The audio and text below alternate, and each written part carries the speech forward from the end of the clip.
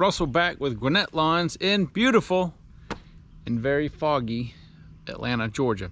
Today is February the 27th, 2021. And on today's video, we are going to save the rear tire on the right 36i Stander. So let me tell you, and let me show you what's going on with it. So this tire, if you guys remember, was one that I replaced not too long ago, and it is very, it's done very, very well. However, I have a leak that I can't repair on the tire itself. I'm going to show you the leak in a minute, but first let's take the tire off.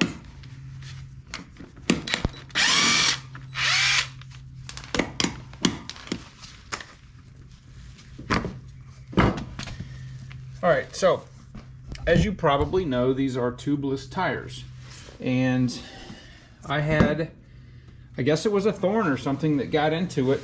You can see where my plug is right here, tire plug, but it's in a really funny spot. It's right up under the lug here. Well,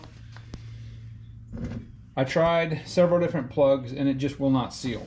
So you have two choices. Number one, you can go get a brand new tire, and that's just ridiculous. This tire is pretty much brand new.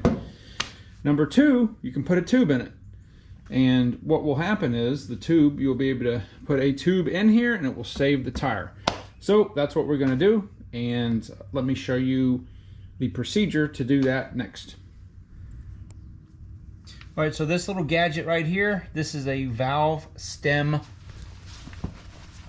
remover. It's a valve stem core, let's be precise. It's a valve stem core remover, and all I'm going to do is unscrew the valve core out. But that's the core right there. I'm just going to set that aside.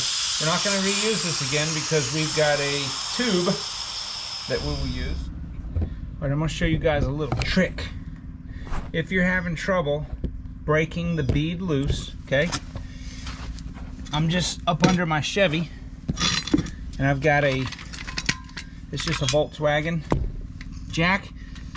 I have these, are great. You can get these at a junkyard for like $4 or $5. And the reason that I like them, because they got this flat foot on here, and I'm going to break this bead loose with this foot.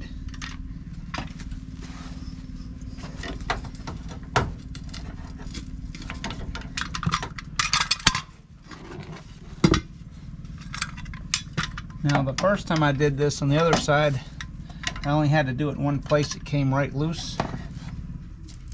All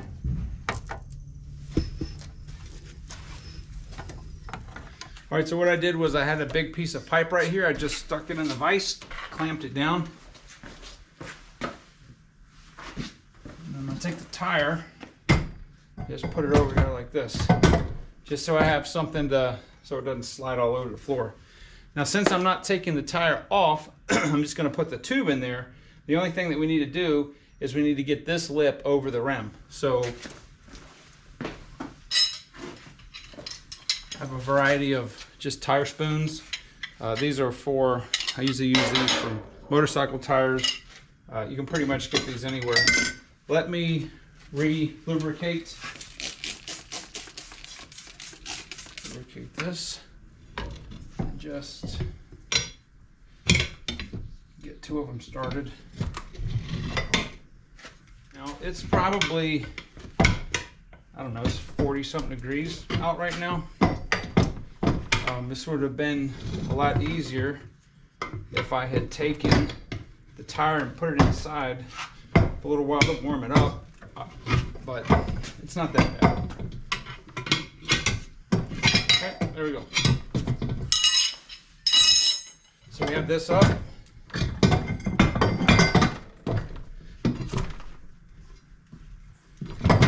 There we go. So the tire is completely loose on the rim. I'm going to take a flashlight and inspect the inside for that thorn. Hopefully I can just gently use your hand. All right, so let me show you what was in there. See that little tiny thing right there? Right there? It's just a piece of a stick. Thought it was a nail or a staple. All right, so the next thing I need to do, obviously I've put this on the ground here, and I am going to remove the valve stem because it's not needed on a tube. All right, so it is fairly good practice to, when you have your tube, to start with the valve stem end. And what I'm going to do is going to re-lubricate this, bring this in with the valve stem first. It helps if you lift the tire up. Alright, so I'm just going to use these regular ones right here. And I'm just going to put the barest amount of pressure, just enough to grip it, but not enough so it won't slide through the hole. I've got it at the very base.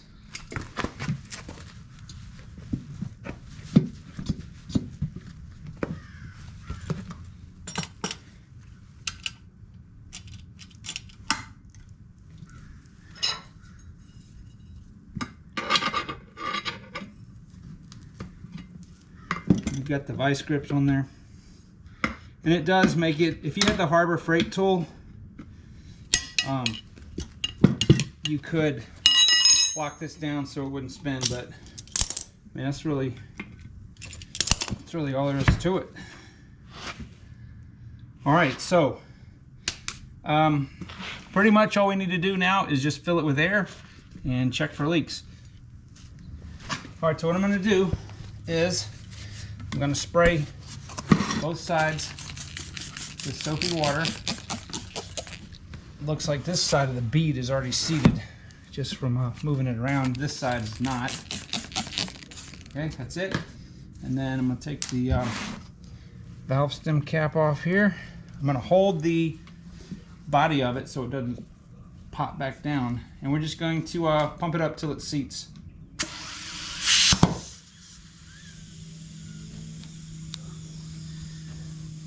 All right, now you're going to hear air. See that right there? I'm going to show you something. There's air in the tire, right?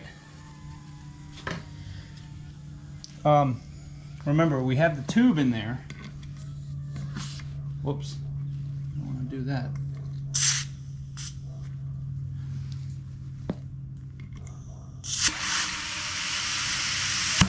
So it's going to push air out of the hole where it was, around where it was, and around the valve stem. Do not be alarmed, it's not the tube leaking. As the tube expands the space, it will all right, so I have put in here 26 pounds. So I'm going to let this sit here for a little while. Obviously I'm not going to leave it at 26 pounds. It's normally I run 16 in here. But we're going to let this sit here.